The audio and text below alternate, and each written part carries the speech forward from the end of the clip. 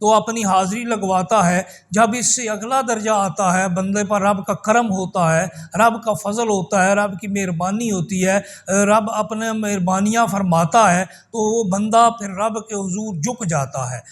وہ رکوع کے بل جھک جاتا ہے اور وہ رکوع کرتا ہے،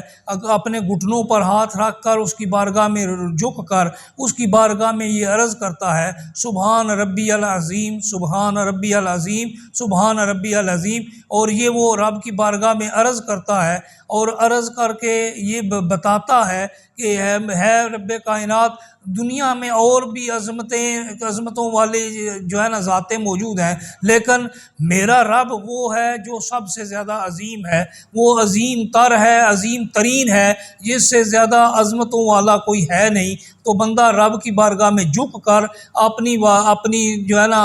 نیاز مندی اس کی بارگاہ میں پیش کرتا ہے۔ پھر تیسرا درجہ آتا ہے، تیسرے درجے پر بندہ اپنا سب کچھ لٹا کر، اپنی پیشانی کو بھی لٹا کر، جس پیشانی کو ابھی تک اس نے زمین پر ٹکایا نہیں ہوتا، کسی کے سامنے رکھا نہیں ہوتا، جس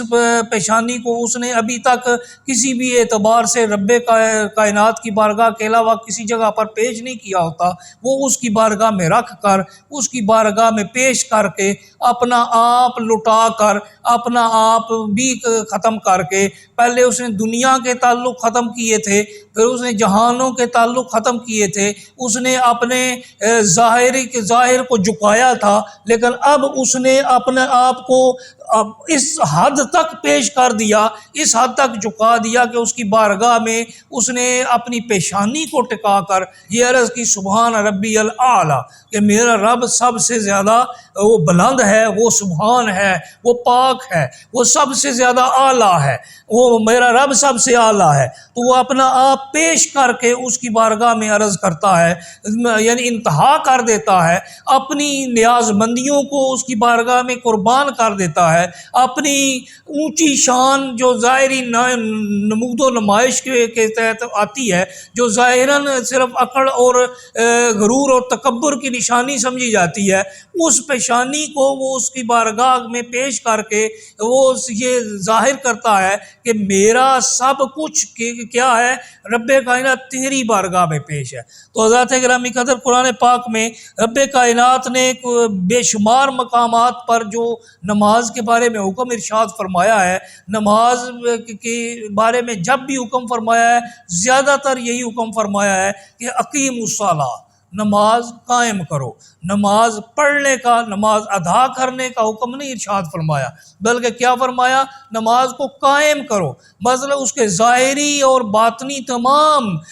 جو رموز و اوقاف ہیں ان کے ساتھ، اور اس کی تمام آداب اور تمام قسم کے جو اس کے اندر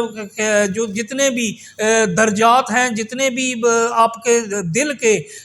نیا خانوں میں پوشیدہ باتیں ہیں، وہ سب کچھ قربان کر کے اپنا سب کچھ اس کی بارگاہ میں پیش کر دینا، یہ ہے نماز، یہ ہے قیام نماز، قیام قائم کرنا۔ یعنی اللہ تعالیٰ نے کہا اقیم الصلاۃ، اس کے تمام رکوع و سجود کے تمام آداب اور تمام قسم کے